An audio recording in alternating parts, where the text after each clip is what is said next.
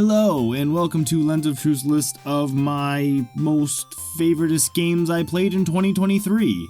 So these are the 5 most enjoyable, enticing, memorable games I played this past year, and heads up, these don't have to be 2023 releases, just games I played in 2023. Also games that I played specifically for a video like Monster World 4, 20XDX, and Mega Man X won't be on this list either. Then I'll list some honorable mentions before revealing my favorite game I played last year. I'll follow that up with my 5 top disappointments to wrap things up. So without further ado, the best games I played this year, going chronologically, start with Firewatch. This was a game I was really looking forward to playing. The only other walking sims I've played are Oxenfree, What Remains of Edith Finch, and the To the Moon series, so I think I've really played the best of the best. Firewatch is another entry to add to that list. The game runs about 4 hours, so I set aside a morning on my day off, and I played through the whole thing in one sitting. The characters Henry and Delilah and the mystery they unravel during the story are interesting, and keep you engaged until the end. Speaking of the ending, I didn't mind it at all, but that's not the common opinion. The game is more of a hiking simulator. You're constantly hopping across rocks, climbing up rocks, and rappelling down rocks. What really pushed Firewatch over the top was the world they created to explore. It looks fantastic, and it was fun to just hike around and set up optional rope shortcuts and find secrets. Sonic Adventure DX.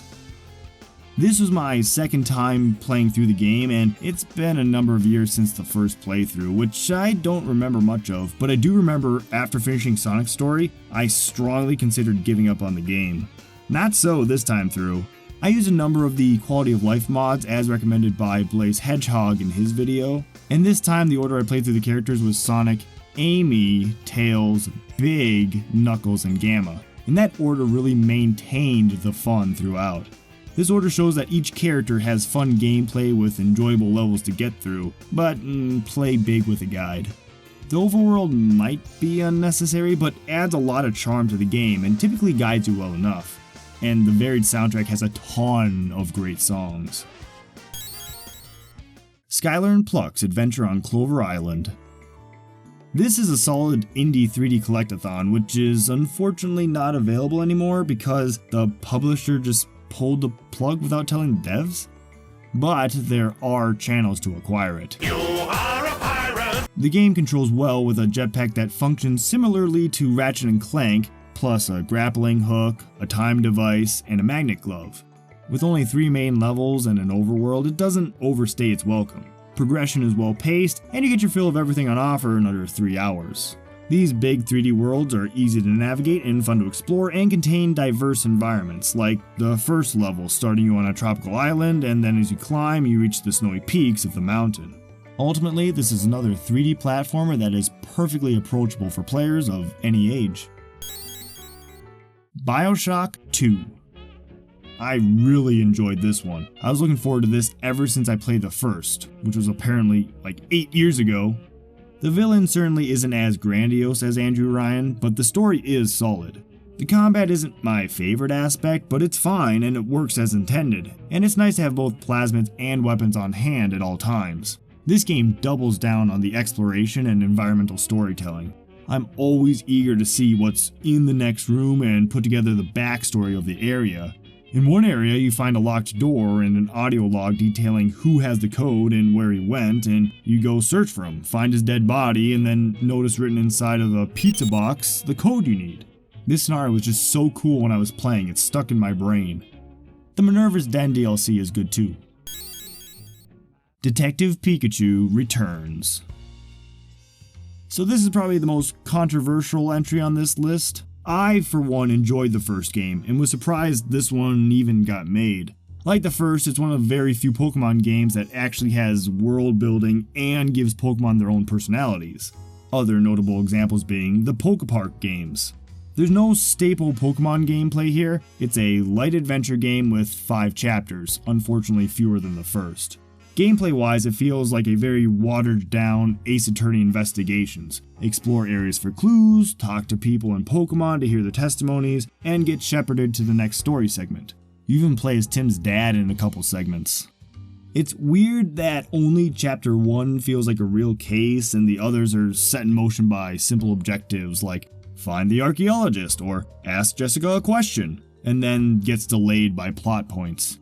Chapter 3 especially was a little boring, set again in Rhyme City, sandwiched between chapters 2 and 4, where you get to visit interesting locations. Some people argue that it's just a game for kids, but there's a lot of reading for small children, so I don't know that they really hit any target audience. But as an Ace Attorney enthusiast and Pokemon enthusiast, I really enjoyed it.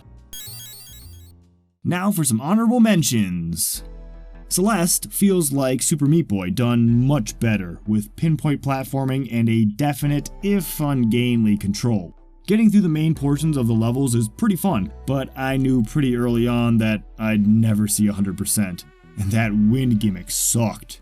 But I even beat the Pico 8 side game, so that tells you how much I enjoyed the base gameplay. Gunvolt Chronicles Luminous Avenger X2 is a title that needs shortening. That being said, while I enjoyed Copen's prior two outings more, X2 is still a fun, fast-paced action platformer by Inti Creates. The dimension hopping setup and the buxom fembot were out of place though. The murder of Sonic the Hedgehog is proof that the Sonic characters can work and play well together when given a little care and attention. Taking inspiration from Ace Attorney and other text adventures, what starts as a role-playing birthday party for Amy becomes more dangerous, but to be fair, Sonic never actually died. And there's some great music. Halo Combat Evolved is a first-person shooter that I've had my eye on for a while, and I can see why it was so monumental for the industry and the genre. The gunplay feels great, but the copy-pasted level design is draining. Super Pokemon Eevee Edition is a fan game with the look and feel of Gen 2, but the gameplay of Final Fantasy, so your party is 4 Pokemon who all battle together.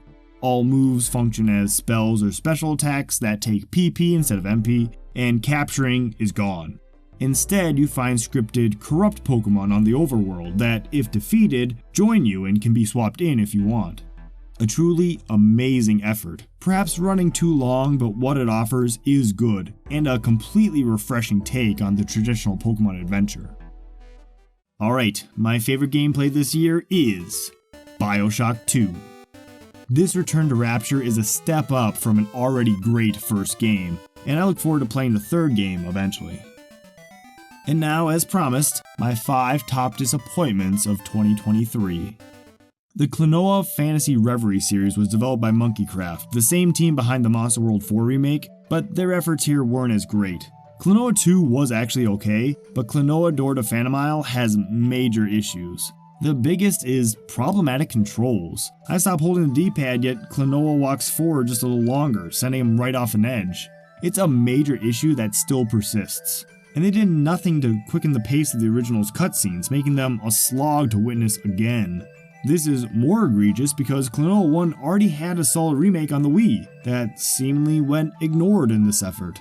I'm glad Klonoa finally got some attention, but I don't think this will lead to any more games. Sonic Adventure 2 is a game I always want to like more, but then I play it.